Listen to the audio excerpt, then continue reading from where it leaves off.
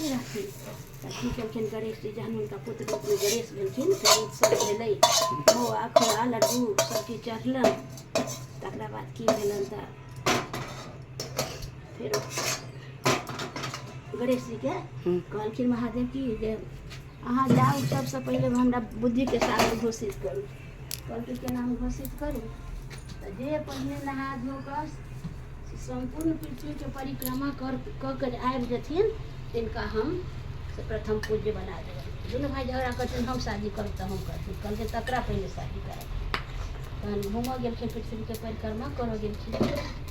तऽ गणेश कहलखिन कि मोट रहथिन भारी भरखम जे हम तऽ मोट पेट दे देती हमरा बुते नहीं आयब। तो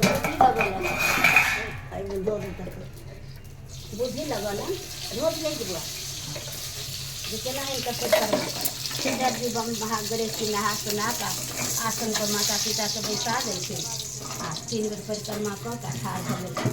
आ कार्तिक मजूर में के जे घूमऽ गेला ज्यादा जरिया कऽ देलखिन। मजूर में के जे घूमऽ गेला पृथ्वी परिक्रमा केनाइ साधारण बात तऽ नहीं छै।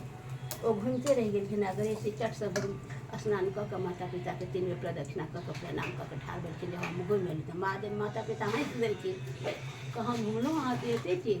तऽ कहलकै संसार में सब देवाधिदेव महादेव सब देवता के देवता छथिन परम पिता। तहन तऽ हमर शास्त्र पुराण अमान्य रहि जेतै। शास्त्र पुराण अमान्य रहि जेतै। धर्मिक भऽ गेलै शास्त्र पुराण। गणेश जी कार्तिक पाछा से एलखिन तऽ जाकऽ प्रथम पूज्य गणेश के घोषणा भऽ गेलनि। तखने बुद्धि के सागर गणेश कार्तिक घूमते रह गेलन। इनका विवाह भेलन 2टा दीदी सीधी से कार्तिक कुमारे थे।